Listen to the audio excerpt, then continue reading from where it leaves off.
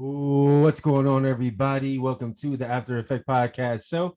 I am your host, LeBron Stephen, but you can call me LBZ, L Boogie, Big Bron B, Ron, LB, Barani. The choice is yours. Welcome to episode 76. We have a very special guest, Juwan Haynes, is on the show today. Pittsburgh, Pennsylvania native, played his football at the University of Toledo. Currently is a actor and TV personality, appearing in season 3 of Temptation Island on the USA Network. We actually met as stunt football players on season 2 of All American on the CW, filming in Los Angeles a couple years ago. Super uber excited to have Juwan on the show to talk about his football career, his transition into acting and being on screen, and just to hear the after effect of his career. Last year, he actually played football in Austria professionally for the Grass Giants, cornerback and punt returner and kick returner. So super excited to see what that was like playing overseas. Just send him the link, and once he jumps on, we will go in. A guy who came from Cleveland. Okay, what? You ain't from Cleveland, no. Cleveland was the best location in the nation. You know, we from Cleveland, Ohio. Glenville community on the east side of Cleveland. Cleveland was called the best location in the nation.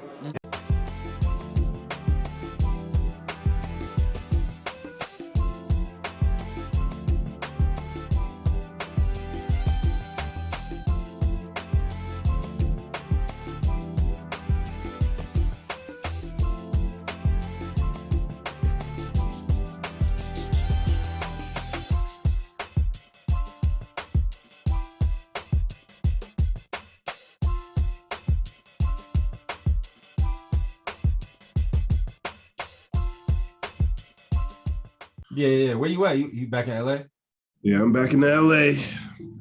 Back on that grind. Well, yeah, bro, I appreciate you calling out the time, man. I know we had talked about doing this live while you was in Atlanta, but I'm sure just the time got busy and all that. So I appreciate you joining.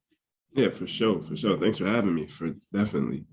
Yeah, man. So this is called the After Effects Show. I created it. I always felt like the after effect of athletes' journey and story was always kind of minimized. So this is just a free and safe space for us to kind of like relive our athletic journey, you know, our careers, and kind of just push the culture forward as far as that transition out of sports into the next phase of our lives. So yeah, I just got a couple current events now. Now, I'm not sure if you've been watching basketball. You know, we got the Western Conference Finals, Eastern Conference Finals. Now, I can vouch that you can actually play because we played together. All right.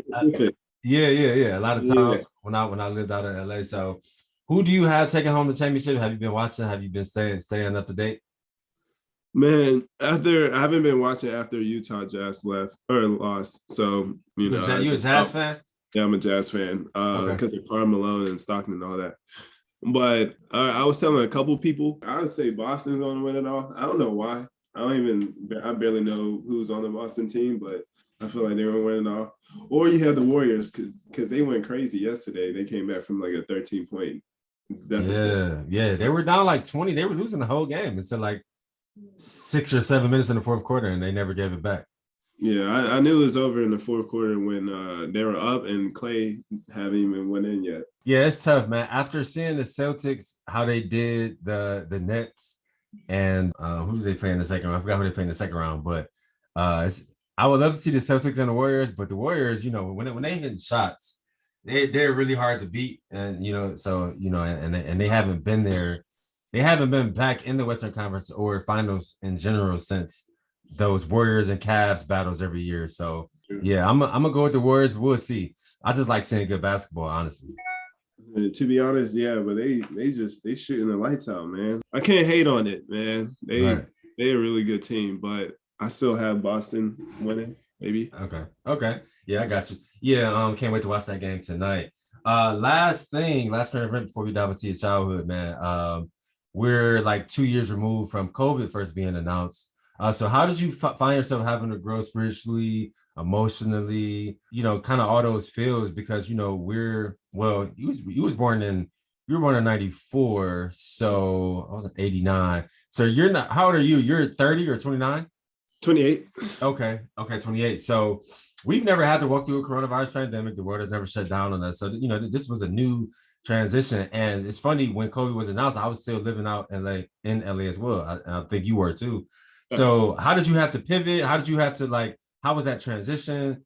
How did you have to grow, in these last 2 years just to kind of navigate the world, during COVID? Dude, man, these last 2 years has been, I don't know, I would say up and down for me. I definitely started reading books more because I didn't have anything else to do. Right. So I started learning more about, businesses and money journeys and stuff like that in that nature. Mm-hmm. But I also went to play overseas. So I had that opportunity as well within these past 2 years of the pandemic. Yeah. And I think I feel like it was a pro to it too, because it was I was able to chill. You know what I'm saying? Right. Relax. Whatever. Yeah. And I never got to relax because I'm either on set, always busy, doing this, doing that, and third. And then when that happened, put us I was at ease, because I don't think a lot of people can stay in a room by themselves. Right. I think people are comfortable just with themselves. Right. And that's when you have all these anxieties, depression, and stuff like that. Mm-hmm, but I love being by myself. I'd rather be by myself than around people.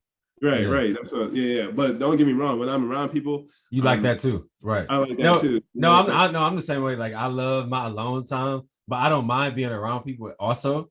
But like you said, alone time doesn't bother me. I like being alone too. Right. No, I can attest to that, man. I mean, from the outside looking in, it seemed your acting career kind of ascended, if you will, because you got that Temptation Island opportunity. And it's funny, I auditioned for that show as well on the Skype interview with one producer at first, and I got a call back, and it was a bunch of producers, but I ultimately didn't book it. So to see that you booked it, obviously I was happy for you, and obviously I was tapped in just to kind of see, because I understood the gist of the show, because I had to, part of the audition process was kind of acting like I was already casted, acting like I was already on the show. So they were asking questions about this girlfriend, that girlfriend, this ex, that ex. Oh, and you kind of just had to improv different scenarios and situations. Those rounds of auditions were pretty fun. But yeah, then to see you featured on a few of those episodes of All American, that's where we met on season 2. We both from that whole season. So to me, it looked like, your acting career kind of ascended as you just keep pushing. As we know, it's a hard business. But then also seeing that you got that football opportunity to play overseas. I mean, a lot of guys don't get that. Just to be exposed, have that exposure, to be exposed to different cultures. How many people can say they lived and played pro football in Austria? So to me, like you said, you had that alone time, but things also ascended for you as well. I think taking a trip to Austria really messed up my ascending in acting, because at the time I had an agent. It's not like she was giving me stuff. I was getting my own stuff, but I was always around the people that Game Changer Films, which is the people that run the All American football stuff. Yeah. Shout out to Game Changer. But I went over there and I just separate myself for other opportunities in the acting world. Now, don't get me wrong. I can be in the acting world at any time. Football is not a lifetime. Exactly. Neither is acting, but you can be at any age and act. You know what I'm saying? Exactly. And yeah, I never been over outside the country, so I had to take the opportunity. Right. But it was just a sacrifice, what you want to sacrifice, your career as your football. Because if I didn't go out there, it was pretty much done. I was going to be done so long. So yeah. Or just take a break from acting and then, see what football is like. Yeah. And I mean, and that's the cool thing about acting. Like you said, you can act your entire life. You can take as many breaks as you need. It's not, obviously, once you're a working actor, the goal is to stay working. But when you're trying to build up your credits and you're trying to build up your reel, or you're trying to build up your representation, you can take a break. It's okay to not be booked for a couple months or however long you need to take that break and kind of fine tune some things. So yeah, I speak that language, bro. So I totally understand. It was crazy, just because I was doing commercial what you call it, callbacks and commercial opportunities, stuff like that. And just like, all right, see, I'm out. And I do that a lot. I just leave on the best opportunity for myself. And I mean, that's a pro and a con. I know somebody out there is like the same way as me. Just when something happens, you just take it and then don't even think of the consequences until later. But I mean, and I also understand kind of like that football bug still biting. Like you say, you 28. My last year playing was when I was 27. And I was back in 2016. So that age of 27, 28, it's like you still know that you can do it. That level of athleticism is still like there. So I get it. Like, that football opportunity came, and also you get to see a different part of the country. You get to be exposed to different people, different cultures. Like, I mean, that's really something that it's tough to pass up. Yeah. And that was, and then it's good to like, because I'm a person that loves different cultures, like just like understand like how people think and how they do what they do. So so just me going out there, I've been to Germany, I've been to Italy and Austria, just like different. It's a different lifestyle than we're living. So definitely. That's a good opportunity. I am blessed to have all the opportunities that have come to me like my whole life. Right. Absolutely, man. Absolutely. So let's dive into your childhood. I saw that you are a Pittsburgh, Pennsylvania native.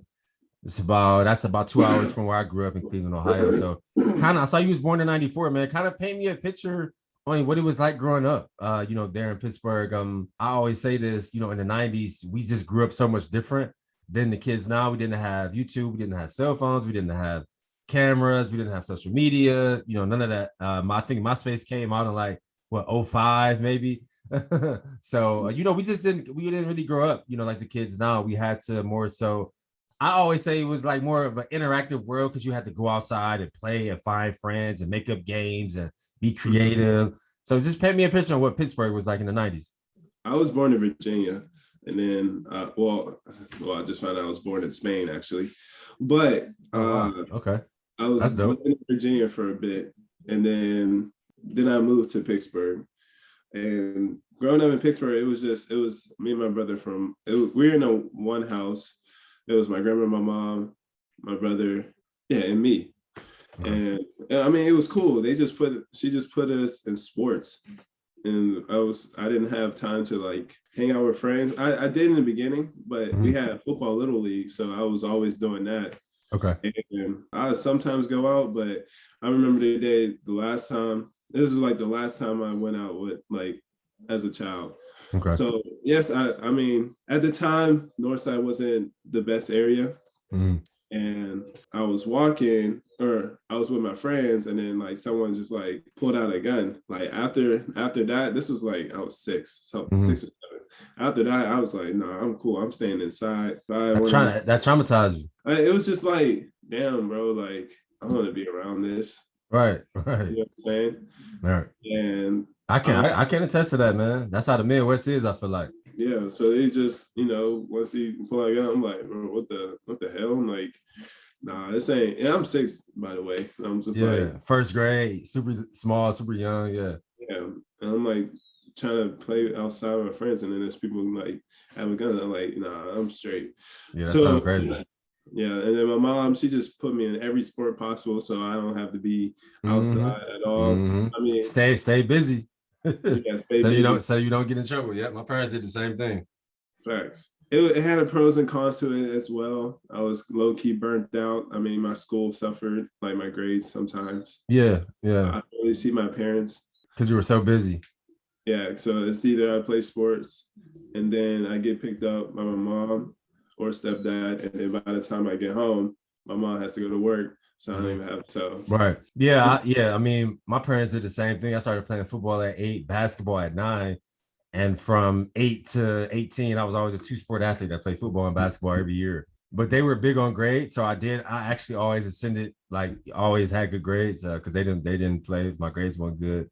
I couldn't play sports, man. But unpack, like you kind of brushed over. You just found out that you were born in Spain. Like unpack that a little bit for me. How did you just find out, why didn't your parents tell you earlier? Like what happened with that? It was literally 2 days ago. 2 to 3 days ago. No, I went to after Atlanta. I went up to visit my brothers and dad. They live in North Carolina, so chilling with them. And then I don't know. I said something random. I was like, "Oh yeah, y'all were in the military or in the Navy, right?" Like talking to my dad. Yeah. Like, what? No, I was in the Marines. I'm like, huh? I swear I thought you were in the Navy. I'm like, no. And I met your mom in Spain, and that's what she asked you. I'm like, no. Are you? I'm like, what? I know you tripped out when when you heard that. Because my other brother, he was born in Japan. Okay. But I didn't. I thought I was just. And I said, and then I guess now it makes sense. I don't even have like a birth time on my birth certificate.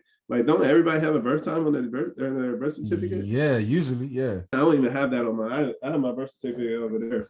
Okay. It'll say Virginia, but I guess it's like I wouldn't have a Spain. I mean, I would presume Spain would be like military time or something like that. They were when they met, they're both in the military. Okay. Yeah, you probably were born at like 1700, 1725 or something like that. Right.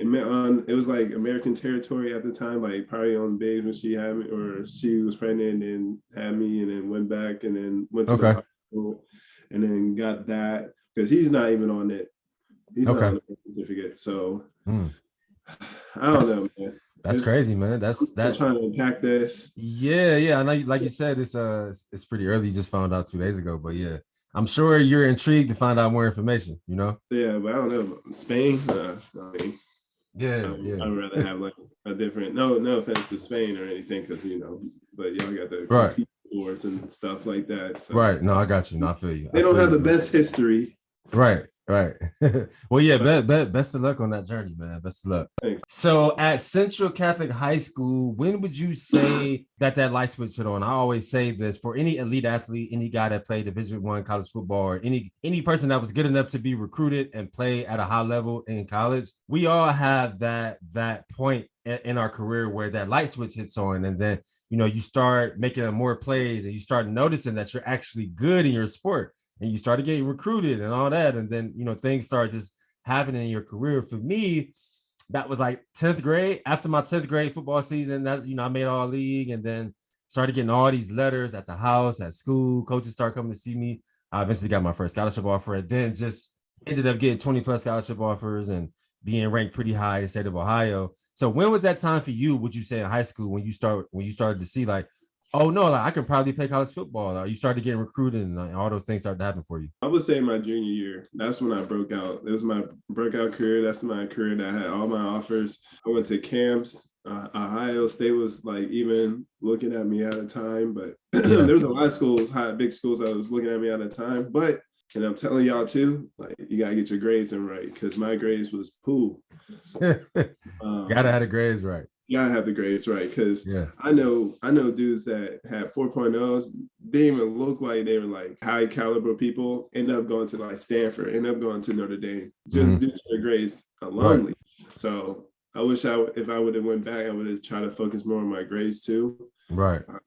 So junior year, I don't know how I didn't make first team. I had 7 interceptions, but I mean, and I was I think when Nike had a camp, I don't know if you remember Nike scouting camp or whatever. Of course I do. Yeah, I went my junior year and senior year, and actually my senior camp is kind of when I like broke out. I made like the top 11 camper list, and like some of the best recruits was there. And I remember after Nike camp, I got like 5 scholarship offers the next week, like literally the next week after Nike camp, because all the coaches was there, and it was at Ohio State and all that. Yeah, so I remember. Yeah, mine was in Pittsburgh, but I was like I got like a 2.5 star. I'm like, bro, how? I have 7 interceptions. We're not like the lowest. We are like the top high school. Okay. In the state, like at that time. Yeah. But, excuse me. And it was just baffled to me. But I mean, offers came in. I couldn't, I can't be mad at that. And then I committed. Toledo. So talk about that recruiting process. Like if you can remember, because I know we getting older, but if you can remember who your top 3, and then kind of like what sealed the deal, on Toledo. I think Toledo was just like so aggressive. Like I had to commit. Okay. Yeah, like at the time I was like, damn, they really want me. But at the time, they just do that. You know what I'm saying? I don't know any better, you know? Right, I'm right. a man. I mean, They all gonna make it look like they want you. right. Have options. I'll tell them that. Have options for sure. Don't let anybody press you. Right. But yeah, I did visit North Carolina State. But again, my grades, I had to have like a 3.2 to a 3.5, I think, at the time. Okay. I was not hitting that. I'll tell you that. Yeah. I was nowhere near that. So I wasn't able to be there. And then the coaching staff that was there at Toledo, they left to Illinois, and I was supposed to go with them, but I don't know what happened after that. Yeah. So yeah, for any of our listeners or viewers, make sure you get your grades. If you're still in high school, if you're listening or watching, get those grades. The higher cumulative GPA that you have, that gives you like kind of like the wiggle room to not have to do as good on the SAT or the ACT. And I remember I had a super high GPA, so it was like I could literally, I think all I had to do was get like a 15 on the ACT. And the first time I took it, I got like a 19 or something like that. So I was good to go. So yeah, get those grades. Grades are important. Yeah. People were saying like, hey, get your grades. Your parents, bro, you gotta listen to that. I'll open up to like so many doors. I know it's like sometimes it don't matter. You want to focus on football, but hey, you gotta find time to get help or get those grades. You can go to those big schools like Alabama and stuff like that. Unless you're really a dog, then I don't know. They finesse it. Right. Oh, they'll find a way. You know that. They'll find a way. If you're like really like number one in the country, they'll find a way to get you. Oh, easily. There, unless like it's like too bad and they can't like save it or rig it in any way. You know that. Yeah, but yeah. I was saying to even get in Toledo, I wasn't even good enough. Like my grades wasn't even good enough to be in like Toledo low key. So there was one teacher that had to give me like a B or something so I can, have credit or good credit, credit so I can go to Toledo. It was like a history class, history of Pittsburgh or whatever. Like I don't know. I don't want to know about the history of Pittsburgh, but it literally her that determines whether I go to college or not. Wow. Well, not necessarily college because I had HBCUs that sent me offers, but to the top, like those D1s. Yeah. This is the class. And yeah, she helped me out, man. She looked out for you. She looked out for me. I wish I can remember her name. What's your reaction to the state of college football now, right? So with Deion, Sanders being at HBCUs and him getting bigger recruits and with the NIL, like present now, there are more guys considering HBCUs. And back in our day when we got recruited, it was like if you was a top athlete, you weren't even thinking about going to HBCU. You wanted to be on ABC, ESPN. So you thinking MAC, you thinking Big Ten, you think, if you grow up in the Pennsylvania or Ohio area, you thinking ACC, you thinking SEC, Pac-10, but you're not thinking HBCU. So like, kind of what's your reaction to that? I mean, it wasn't even always like that because you had Jerry Rice. Yeah, he went to HBCU. Yeah. Herschel Walker. Herschel Walker went to Georgia. Oh no, not Herschel Walker. What's his name? You talking about Walter Payton? Yeah, there you go. Yeah, he went to Jackson State. Yeah, Shannon Sharp went to Savannah State. It was known like you can be who you can be that top dog in HBCU. I don't know when it changed. Yeah, But I feel like it's just the money. It's always the money. So I mean, it's good that Deion actually went on their field. Well, I was in Atlanta. I took a trip in Mississippi. Okay, Jackson State. Okay, that's dope. To Jackson State. There's nothing in Mississippi. I heard there's nothing there. I see that's why football is a big thing. There's literally nothing out there. Right. But no, it's good. He's bringing the money to the organizations. He's getting top recruits. And now it shows that HBCUs is in that top. You know what I'm saying? I know there's the teams are trying to like push that back, like NFL teams and stuff like that, like trying to recruit on like 1 or 2 HBCUs. But like as years to come, HBCUs is going to be like top, about to go against, I wouldn't say Georgia, but I would say go against like the MAC schools or what section is Western Kentucky? Western Kentucky is are they Conference USA or something like that?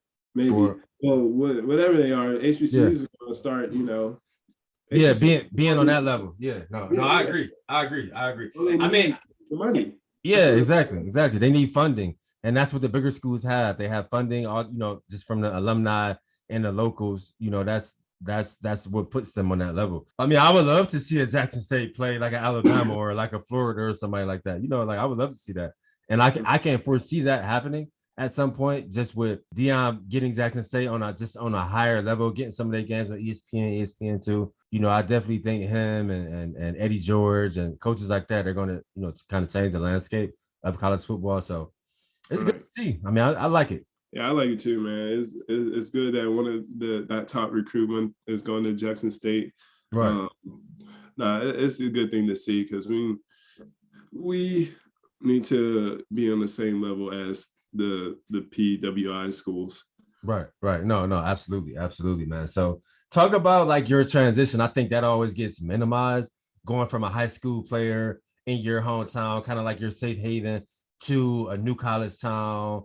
You got to make friends. You got to make friends socially. You got to make friends. You got to get cool with your teammates, understand how the football program is ran, understand just your daily responsibilities, get used to that grind of workouts and practice and class and study table and training table and all that. And I saw your freshman year, you actually had a start. So you played your freshman year as well. So just talk about like that transition from a high school player to a college player. Was it easy for you? Was it hard? Because for me, it was tough. I had to redshirt, but just understanding the level of competition and the level of soreness of my body. It took me a while to get comfortable. So talk about your transition a little bit.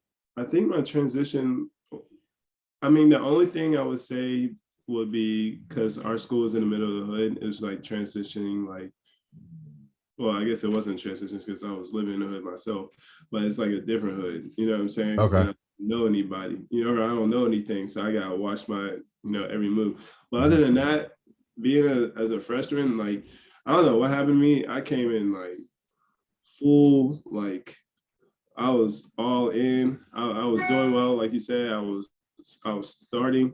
I was nickel. I was doing a good job as a freshman.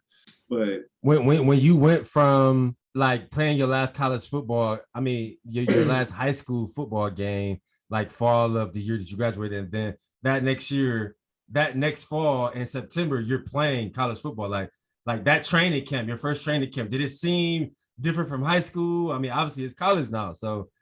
But did you make that transition fairly easy? Well, in our high school, we would have 2-a-days already. Yeah.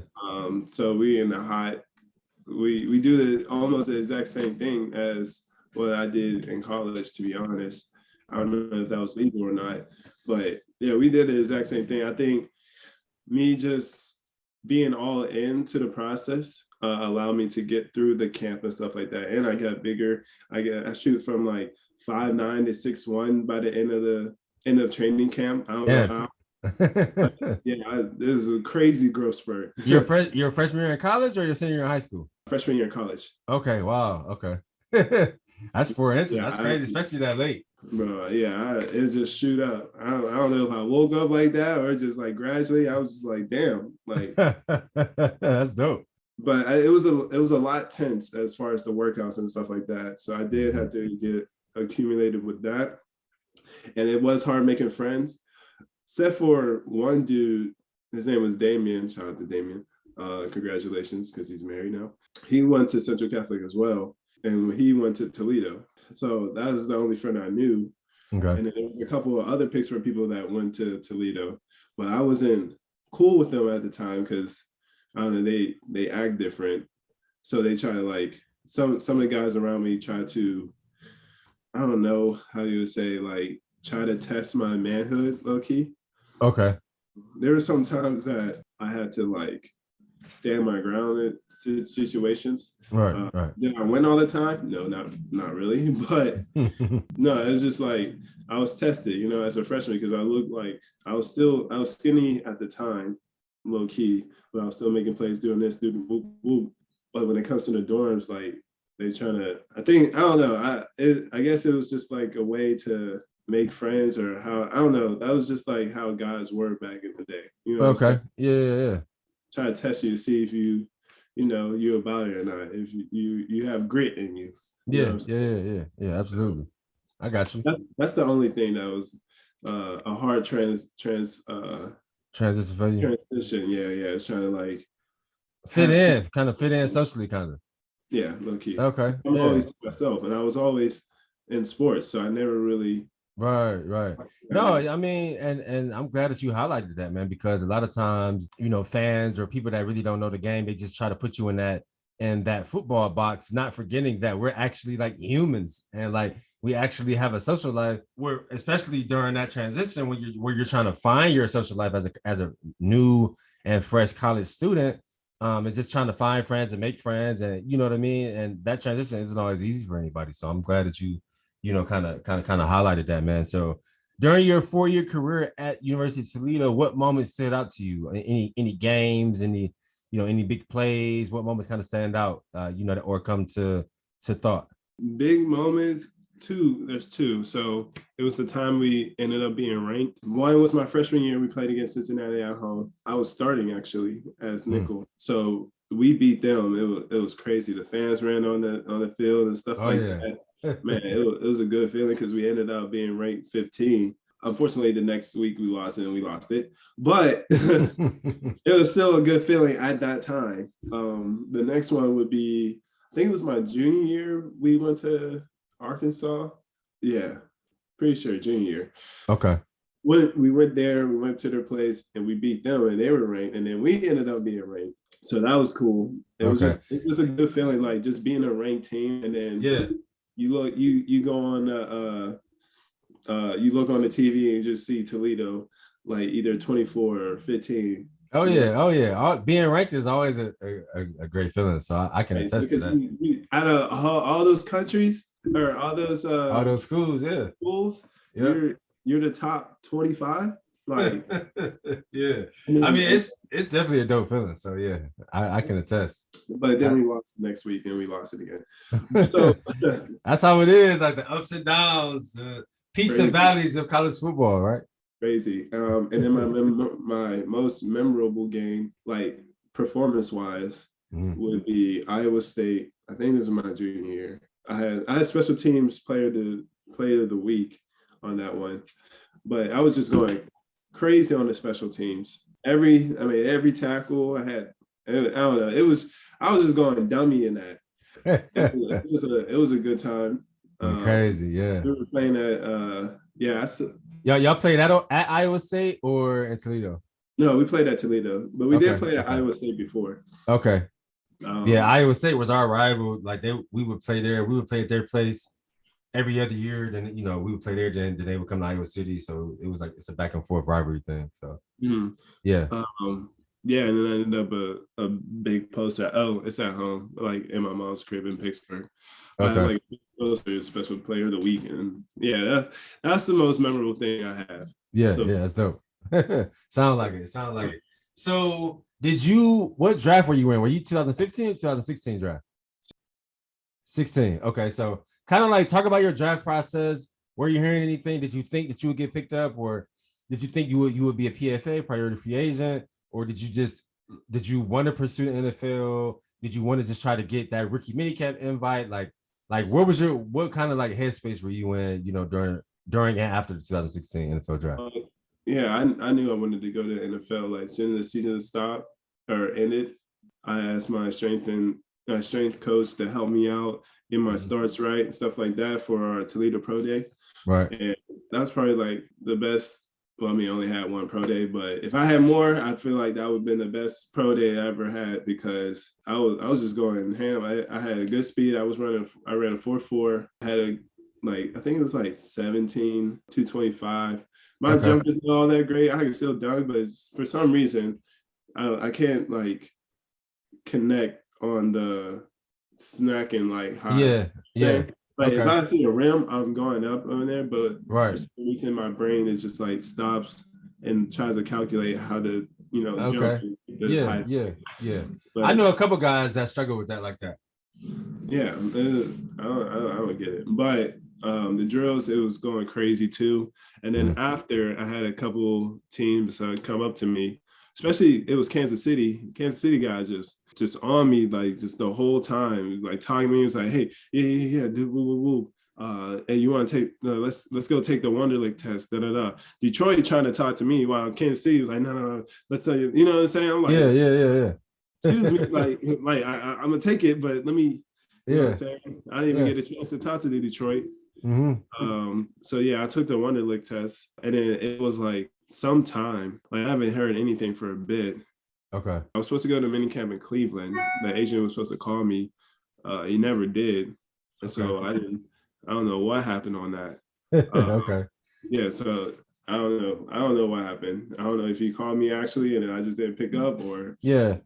Or So like after the mini camp circuit, after the draft, what was your next step? Like just trying to get it trying to get into training camp, trying to get signed to a team, or just kind of waiting for the season, seeing if injuries, because like that was kind of my window. Like I was 2012 draft, but after not getting drafted or signed as a priority free agent, I was trying to get into one of those rookie mini camps, one of those rookie mini camp invites. Didn't get any of those. So then it's like, okay, keep training, waiting for training camp to start. Usually injuries happen, they need a camp body, whatever the case may be. So stay ready.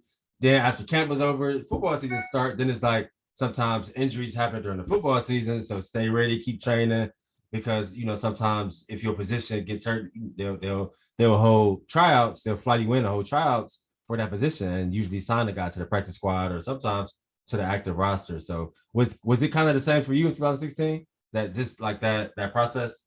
Well, I wasn't really looking at like see who would get injured. I was trying to get into mini camps. Even in the CFL, I was trying to get in the CFL as well. Yeah.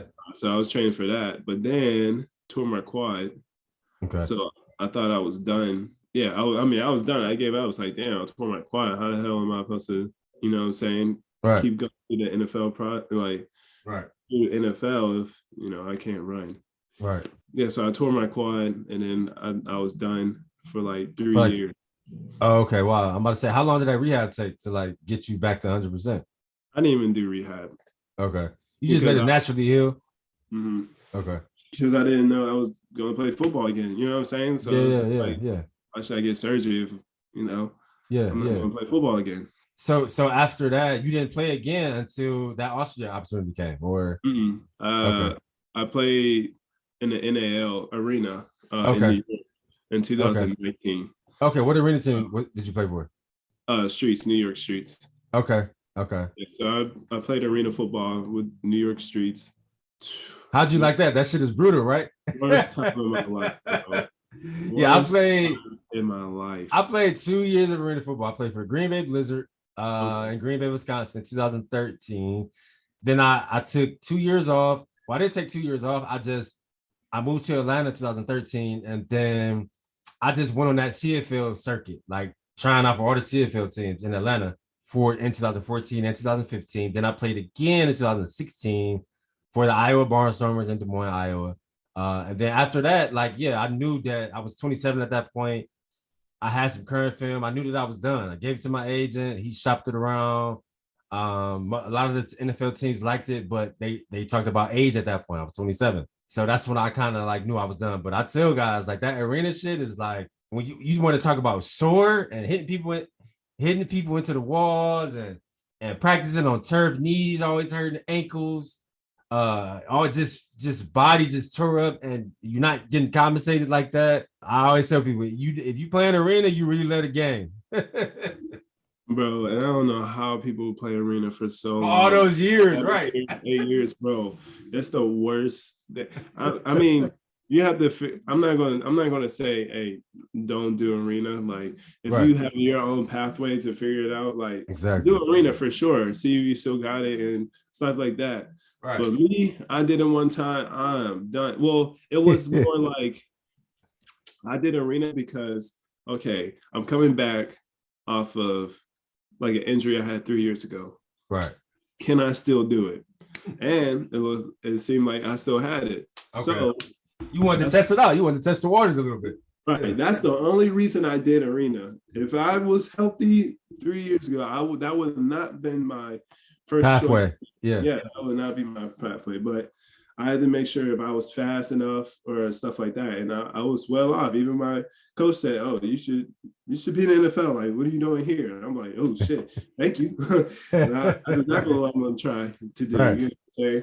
But as far as like the experience in the arena, man, I got marks like crazy. Still to this bro. day. To this day.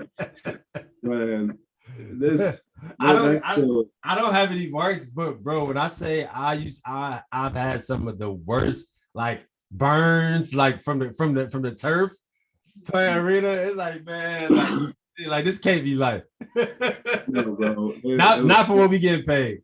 It was barely getting paid. So that's the thing. I'm throwing my body out here. It's like they still have incentives, but just throwing my body out and I'm getting like $300 maybe a game. And I'm in New York.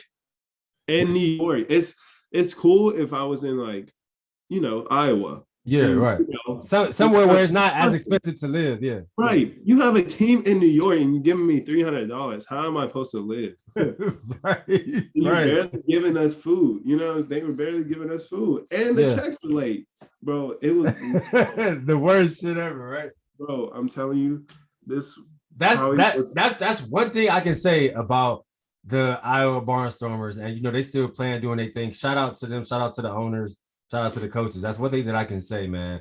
They housed us in some super nice apartments, super big. We got fed like crazy. We had a bunch of vouchers. We got fed every day, all day. Like never really hurted for food. Always got our checks on time. That's what's up. So that organization continues to get better. So that's one thing that I can say about Iowa in Des Moines is that they take care of their players. Well, then I see why people would stay for like 5, 7 years, 6, 7 years, because they're able to eat and they're getting paid and they're at the hotel. Me, they barely give us food. We have to work out on our own. Our gym is about I have to either get a ride or take a bus, and it's like 40 minutes to an hour. Oh, it was far. See, our gym was like 10 minutes away from the apartment, so we was always in there getting it in. Yeah, it's far. We didn't have like a trainer. We had Duval. I don't know if you know Duval. He's known. I think his name is Duval. Okay. I don't know. He be with he's a black guy with his wife. He be all over the internet. Okay. I don't think his name is Duval. It's something else. But yeah, and then we had him for about 2 weeks, and then guys weren't showing up, so he stopped helping us. So now we're on our own. Yeah. Which is understandable. If people are not showing up, then like you're wasting your time. So I get that. Remorse on that one. But it's just like only thing I like from New York is going out like at 10 p.m. and then not coming back home until like 7 a.m. Oh yeah. New York nightlife is it's popping. You be out there. Stuff don't close until 4. Yeah. Then they got all those after hour spots and strip joints and all that. Yeah, that's dope. Our main choice of drinking was Four Locos, man. That's how you know it's down bad. If we're drinking Locos, man. Hey man, y'all was drinking liquid crack. We got to drink Locos, Four Locos. Locos get lit. Ain't got enough bread to buy a drink. Bro, we had to. I'll call my homie right now. He knows we were lit off the Four Locos. Yeah, I love that you saying that, man, because people always try to paint like this glitz and glamour of this pro football, man. And like if it's not the NFL, CFL, or even like right now the USFL, I know those players are getting compensated pretty well. I know a lot of guys that's still playing, but if it's not that Arena League and all that, man, it's not glitz and glamour like you think. Yeah. Well, don't get me wrong. Overseas, they take care of you. I heard that too, because I got a guy that's playing in China, that's playing in Tokyo, Japan right now. It depends how high they are in football. Yeah, because there's levels to it. Like Japan, they take care of you. Yeah. What should we call it? The Europe Football League. They take it. Well, some of the teams take care of their players. There's others that are a little iffy. Okay. No, when I was there, they definitely they did the best they could to take care of me. It wasn't the best bed, I mean, but it was a bed. They had wonderful staff. I'll choose overseas any day over arena, any day. Oh yeah, definitely. I was actually supposed to go overseas to Finland and play. Okay. I was in Atlanta. Okay, filming. Yeah, filming. So I was like, damn, you messed with me a week. Like it was like last minute, you know what I'm saying? But yeah, I may do it this coming year. Well, I got tryouts for XFL in April. Okay. July 22nd. So I gotta Okay, yeah. Oh, that's gonna be dope, man. Do your thing, because I've been seeing all like the commercials and the press for XFL. I think The Rock and he's gonna have, and they got A1 coaches. So yeah, it's gonna be like a real thing. You know what I'm saying? Players are really gonna get. It's gonna be a real league. So I can't wait to check that out, man. So yeah, hey, do your thing, man. I would love to see you back on the gridiron. You know? Yeah, man. I'm trying my best. It's gonna be like the hardest 2 months I'm ever gonna put out. And then if nothing happens, then maybe I'm supposed to tour the world of being the best overseas player. I don't know. Yeah. Hey, I mean, it's a blessing in itself to even have those options. You know what I mean? Like even that is a blessing, right? So like, yeah, I'm happy for you, man. Keep doing your thing, man. So kind of like since you're still playing, I won't ask you about the day you knew that you were done playing because you're still playing actively, right? But talk about like that, like transitioning into acting. Did you always know that you kind of wanted to like want to be in front of the camera, or like did you kind of just like fall into it, or like how did the acting bug like hit you? Actually, when I was done playing football, I ended up moving. Yeah, I ended up being a GM at Planet Fitness, and they transferred me to California. I was living in the Bay Area. My friend Mark was doing like background stuff, and he was telling me, "Oh, do this, like fill in for this application or whatever." I think it was like for Central Casting, maybe. I don't know, because he always does 13 Reasons Why. Okay. And I got on it, and then we were chilling, and yeah, that was my like first time into the acting stuff is 13 Reasons Why. Okay. I can't remember the year. It was like 2019, but I was just doing background. Yeah, y'all filmed that in LA or San Francisco? No, it was in the Bay. Okay, yeah. I heard that. Yeah, I heard about that. Yeah. Yeah. And then I met this guy, Dottie. He was up there too. And then he told me about game-changing films and how they were doing a tryout. I was like, oh, for real? Yeah, I'm pretty sure it was Dottie. Could have been somebody else. But yeah, I filled it out, and I did tryouts. And I was fast. I had like the fastest time. It was raining too. I had the fastest time in that nature. And after that, I ended up doing, for game-changing films on 13 Reasons Why, and doing background work for 13 Reasons Why. So I was doing both. Then I stopped because, nothing really happens up there. But I was intrigued. Like, I was trying to find more and stuff like that. And that's when I ended up going to New York first, because I thought it was just like a one-time thing, All right, 13 Reasons Why. Okay, I was on scene. You saw my face. I was like, okay, bet. I don't have to do it anymore, because it really wasn't in the back of my head that I actually wanted to do it. Like I said it a long time ago, but I didn't think it was going to happen like now. You know what I'm saying? Right. And then that's why I went to New York to play arena football, because I was tired of playing the fitness. Yeah, there was a lot of mess going on. They don't even need to even hit on that. Yeah, so I was going through a terrible time in New York. That was really like, if we were talking about spiritual awakening or mental state, like really was tested, and I was like, and I broke through. Well, that would be it. Just being hungry, and I was reading, and it really. Your time in New York when you were just working, or while you were playing football? Play football.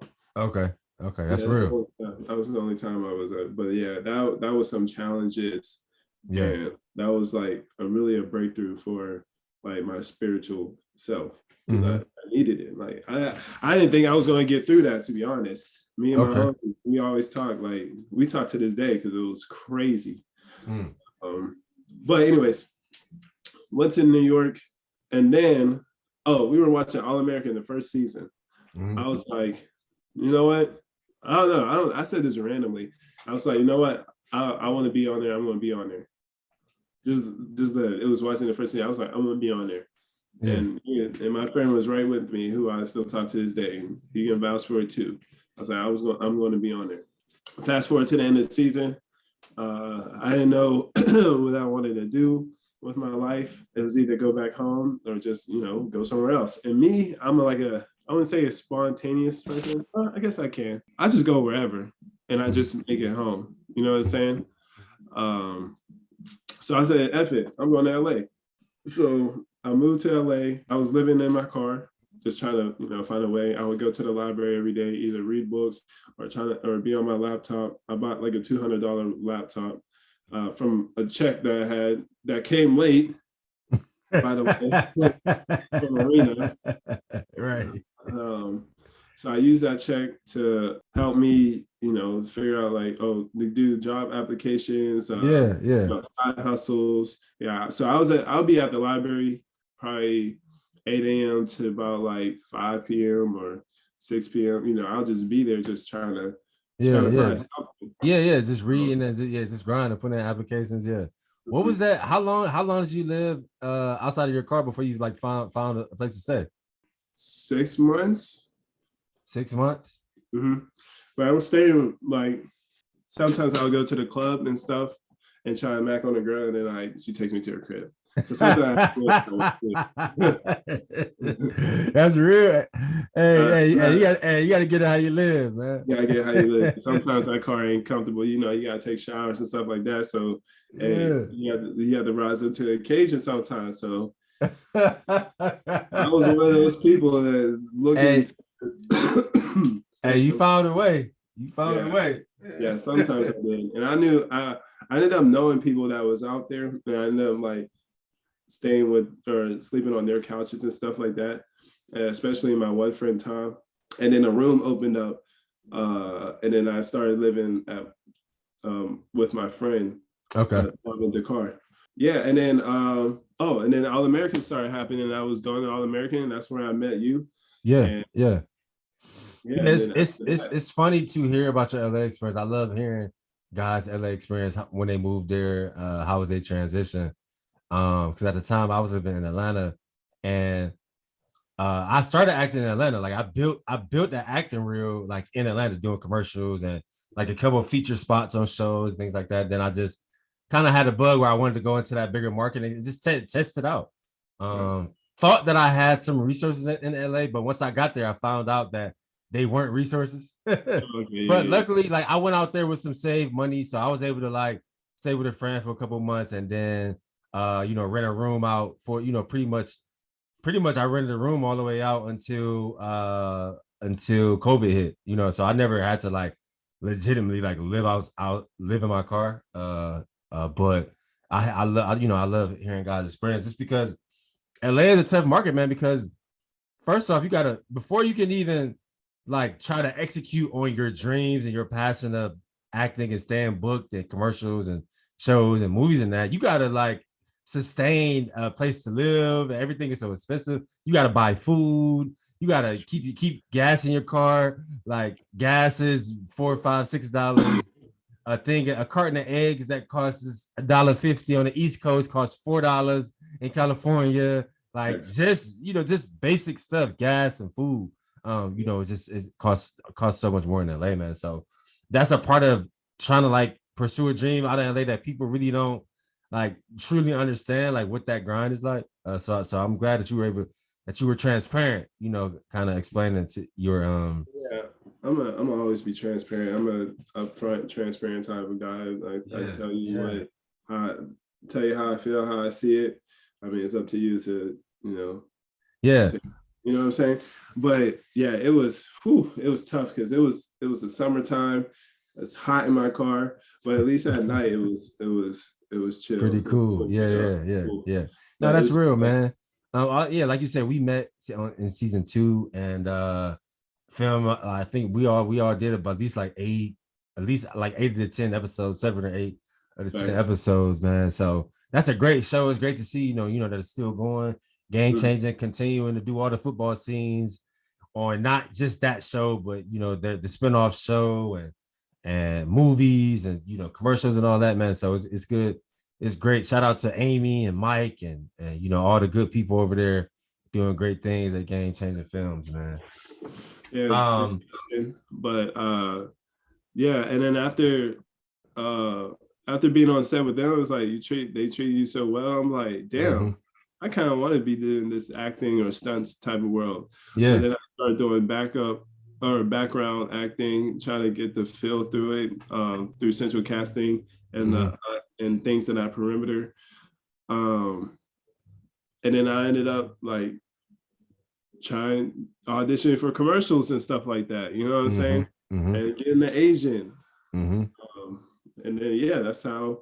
And I was on the rise. I was going up. Yeah. Left. Yeah. It's funny, man. In a lot of ways, I think that I got lucky because as soon as I moved to LA, I found an agent within like a month. I was signed with an agent within like a month, and literally, you said what? Who were you with? I was with. I think we had the same agent for a while. I was with McKenna's agency, McKenna's talent agency, out in Calabasas. But I just McKenna's. Yeah. But see, I got lucky because one of my older cousins, one of his friends, they went to high school together, older guy, he's a music producer. So he always comes to LA he's one of the voters for the Grammys. Right.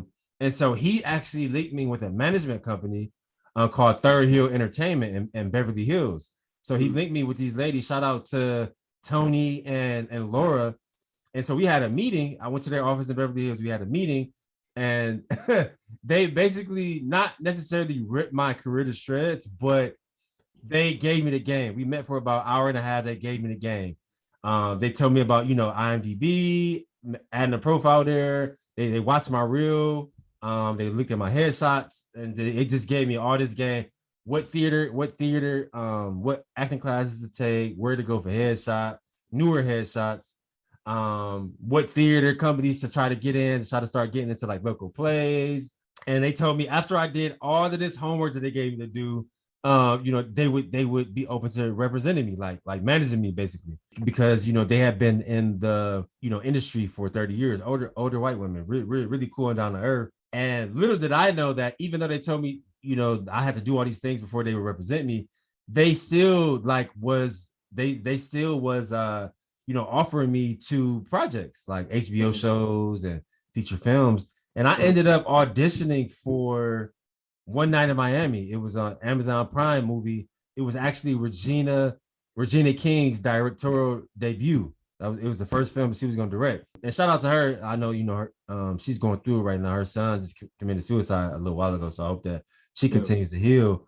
But so I got a lead raw audition for a feature film within like my first 6 weeks being out in LA. I'm talking about like 20. I'm talking about like 21 pages of dialogue. So that was pretty crazy. Luckily, I had 6 days to prepare for it. So so they helped me. They prepared for it. They helped me prepare for it. All these long monologues and all this.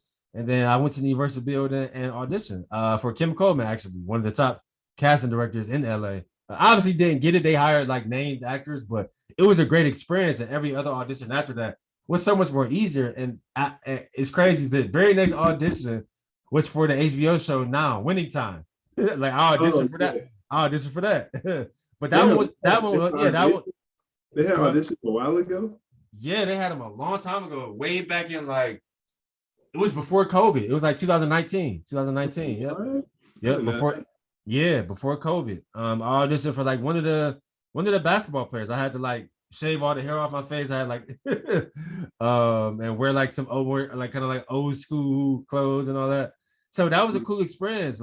And I got those 2 auditions literally within my first 6 weeks of being out of LA. Obviously didn't book neither one, but every other audition after that was easy. Then I started booking stuff off LA Casting. And then obviously trying like just balancing bookings from LA Casting and Actors Access with Game Changing, with season 2 All American and everything that they was filming. It's funny, we were supposed to film a lot more like football stuff out there, and then COVID hit and, you know, kind of shut everything down, man. So I just love hearing guys' experience, and it always makes me reflect on my LA experience and kind of just be grateful on what I did accomplish and what I did do there, and hopes to like try to like continue like to become bi-coastal. But now it's like the industry has changed so much, because now it's like, you know, LA used to be a town where every audition was face to face. You had to like come to the building, sign in, audition in front of the producers. But now, literally everything's on Zoom. They're still not really bringing people in like that. You still got to do even your final callbacks with the producer and the director. Are on Zoom. Now, obviously, if they want to book you or you got to do a screen test or something like that, then that's person to person. But it's like things are changing. So at this point, it's kind of, not to say it don't matter where you live, but you can live in Atlanta, you can live in Miami, you can live, you know, kind of like wherever you want, and just fly to that town, you know, wherever you're filming. So it's like, yeah, like I say, man, I appreciate your honesty with your LA experience. And but you there now, so you know you're still doing it. Yeah, trying to. I didn't say I made it yet. Oh yeah, definitely. I'm working, man. I'm working, but I'm still. It's like I have two things in my hand. It's just like I can't let go of this, which would be football. Mm-hmm. But as soon as I let go of this will thrive more. Right. But I can't do too much because I still have football behind me. So this is right back in right now. Until I know for sure I'm done with football. Because I thought I was done with football at the arena. That's why I went all in the acting. And then Austria came out of nowhere. It came out of nowhere.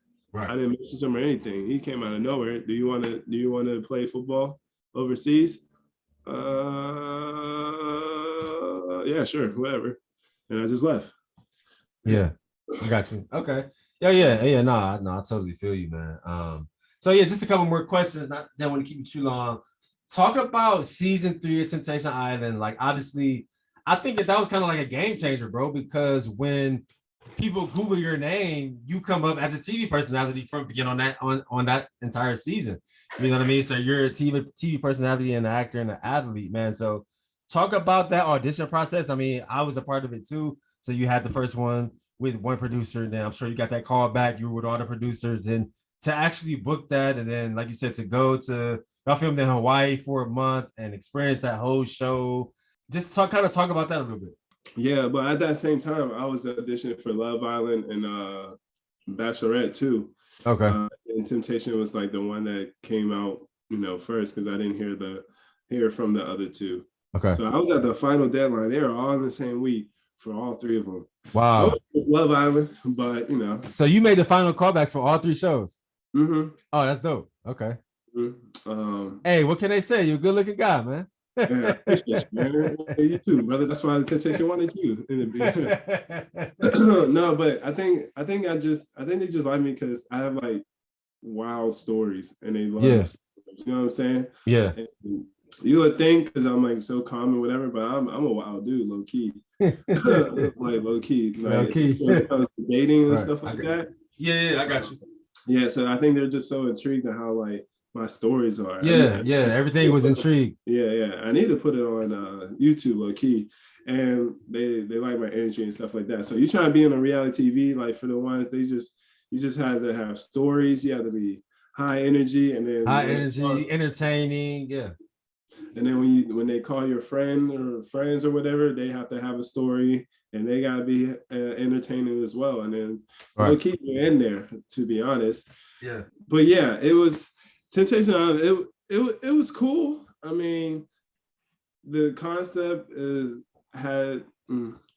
was an okay concept because it's basically like there's 12 guys trying to get 4 girls that are in a relationship.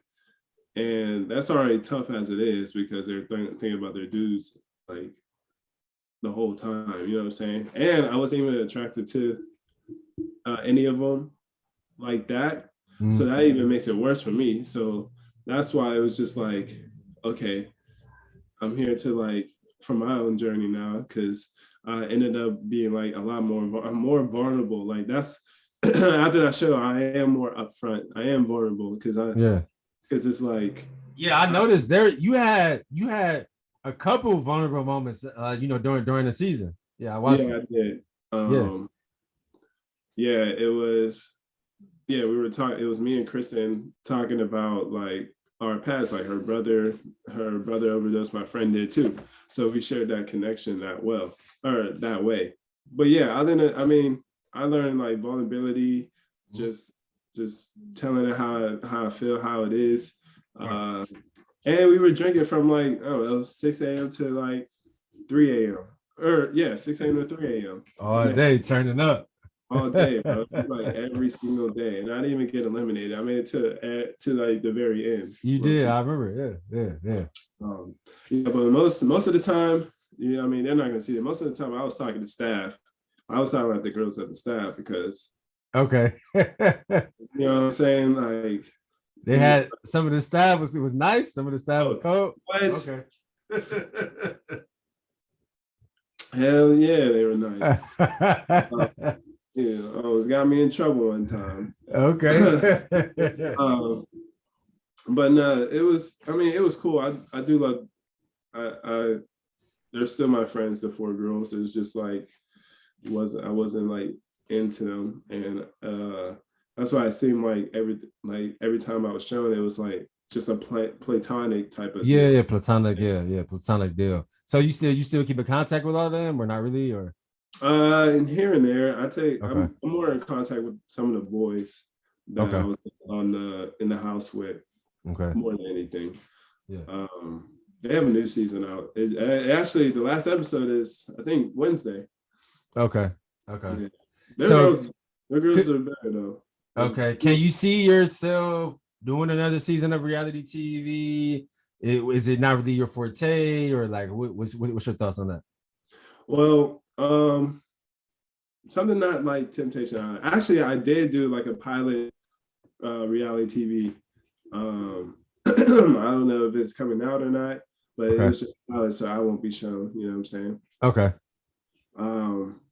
But that was cool because they did like I don't know if I can say it. Actually, I won't say it, but because it's not out. So okay. But it had to do with technology type deal. Okay. But nice. Like AI, like artificial intelligence, or that's dope. Okay. Wow. Like the robot itself, but just like how like the stuff that you wear. Okay. That's fine.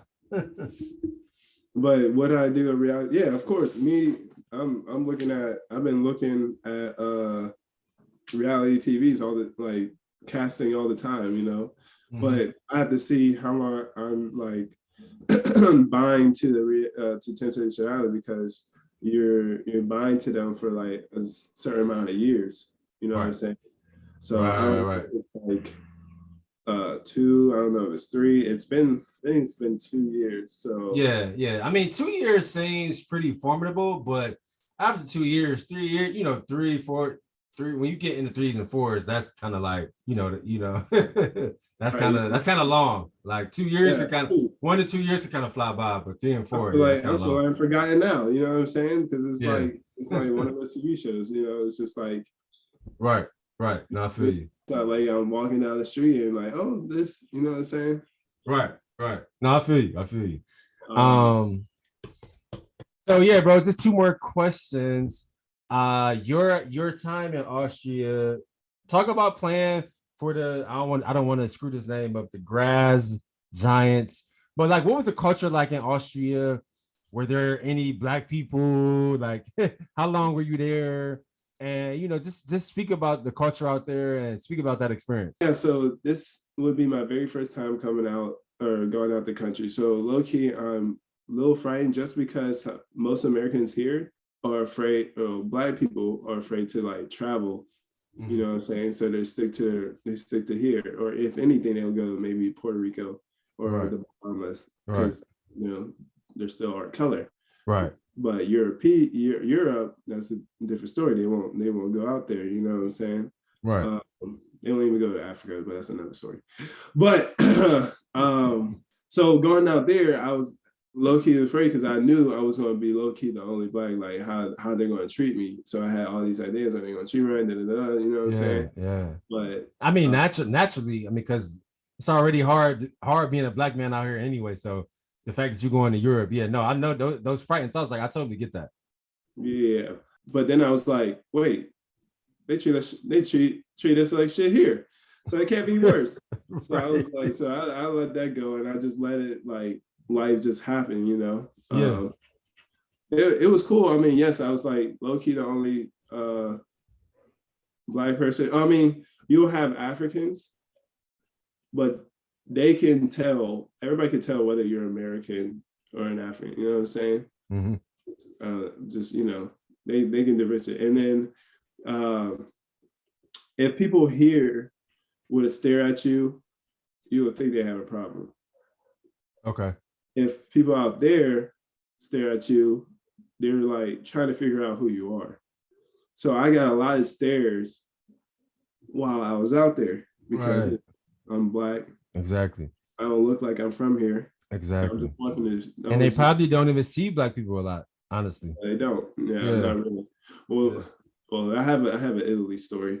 But yeah, then you don't see them a lot. You know what I'm saying? Okay. But it was a cool time. I learned their culture. I learned the language. I even had a tutor for a bit because I didn't want to stick out. You know what I'm saying? I want to. If I'm gonna be in someone's country, I'm gonna learn their language. Yeah, you want to be able to speak like them at least a little bit, or at least try to understand what they're saying. Yeah. Right. So I was full in. I mean, I was learning German. I still know some stuff too, or still some now. Okay. That's nice, bro. Yeah. As far as the food, they're more of a pork. Oh wow. Okay. So yeah, that's not too healthy.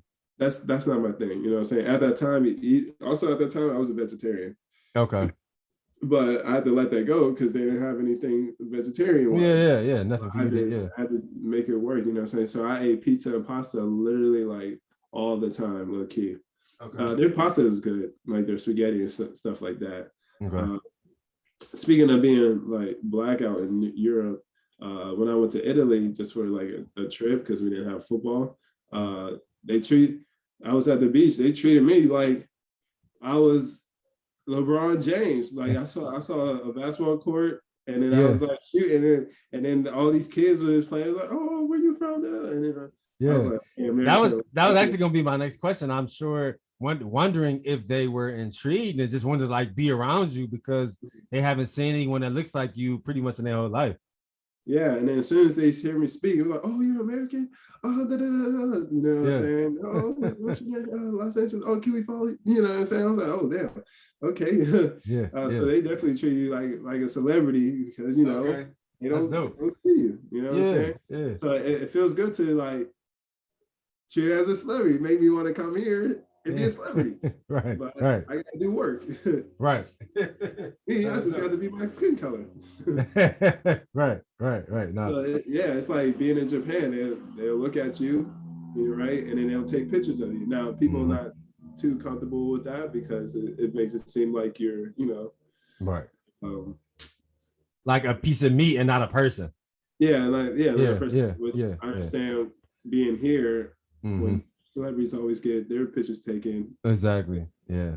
So I get that. Okay, that's dope, man. Like I'm sure that's just sounds like a really dope experience, and that'd be something that you can like tell your future family and all that, man. So for sure. I'm glad that you was able to get that experience and kind of expound on it a little bit.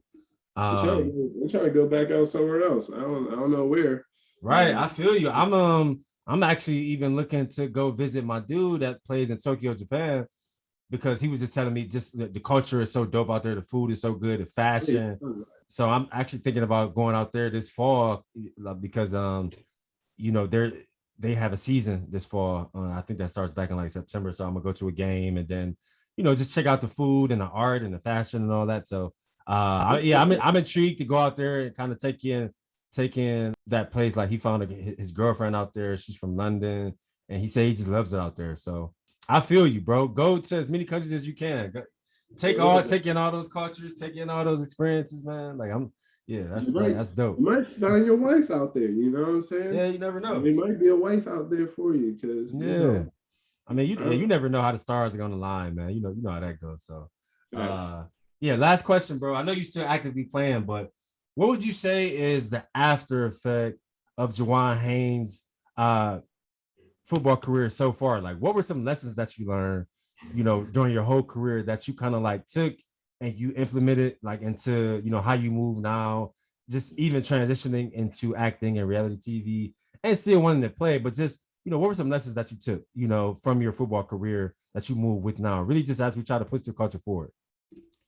Man, I would just say be yourself. Yeah. Authentically you. I mean, at the end of the day, I mean, everything around you is a business. So you have to stay low-key professional 24/7. All the time, yeah.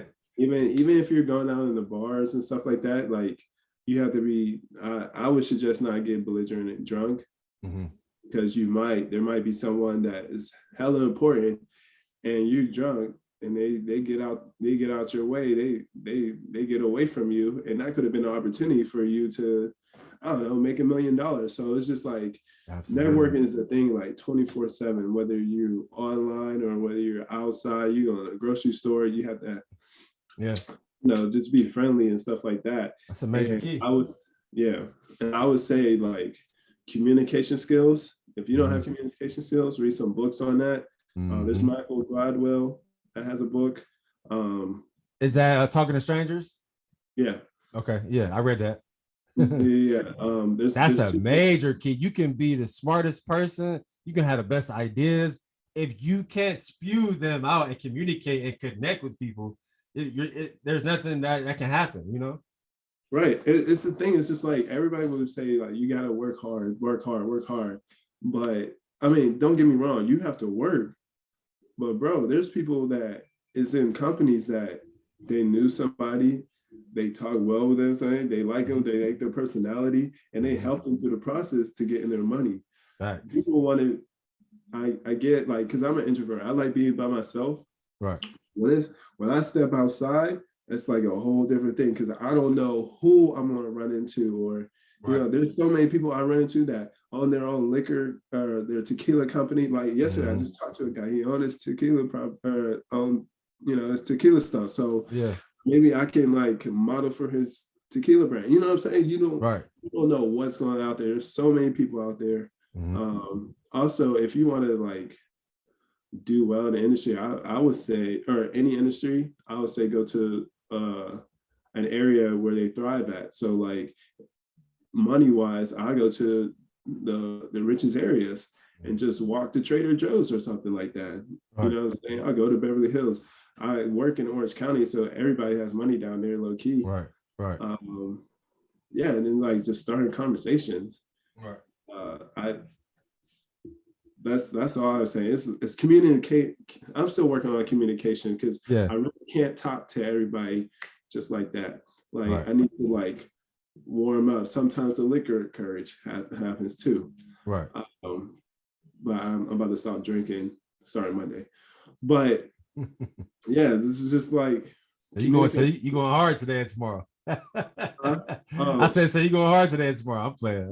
I work today, and I was working yesterday, but Sunday I have a basketball game and I flag football, so we'll see about that. Probably I'm not gonna go too hard because I have a headache right now, and I was drinking yesterday. But we're gonna chill. But I would say communication. It'll take you like so far. Yeah. I mean, that's a major key, man. I love that after effect. Man, that's all I had, bro. I appreciate you joining. One thing that I've been trying to pride myself for since I started this podcast, we talked about, man, COVID earlier. We saw people lose their lives, and the world just changed. I mean, we still navigating it with the vaccines and wearing masks and mandates and all of these things. So one thing I've been trying to pride myself on is giving guys flowers while they're still here. So all your accomplishments, bro, everything you've done, it's been a joy to cultivate this relationship since we met in season 2 All-American, man. I just want to salute you and kind of just give you your flowers while we both still here, bro. I appreciate you, big dog. Give you your flowers too, because you're doing this podcast. You're trying to reach out to, the mass. Exactly. And then they're learning something after the after effect. Sometimes people don't know what to do out Exactly. there for football. Sports is not everybody makes it. Exactly. So like 99% of people don't make it. that's So, crazy. Yeah. No, I appreciate you. Appreciate you, bro. Love the grind. I love your grind. You're inspirational for sure. Hopefully we'll link up again. Yeah, oh yeah, definitely, man. I'll probably be out in LA into this summer. And obviously you already know you got my number, so just tap in with me anytime you back in Atlanta. For sure. For whatever you need. And yeah, bro, we'll be in touch, man. Appreciate you joining. Yeah, thank you, man. Thanks for having me. For sure. Thanks for having me, man. Yes, sir. Good to see you. Good to see you too, man. Hey, be safe. All right, you too, man. All right, man. Peace. All right, guys. So if you listen to the whole entire episode 76, I think that Juwan has a very powerful story.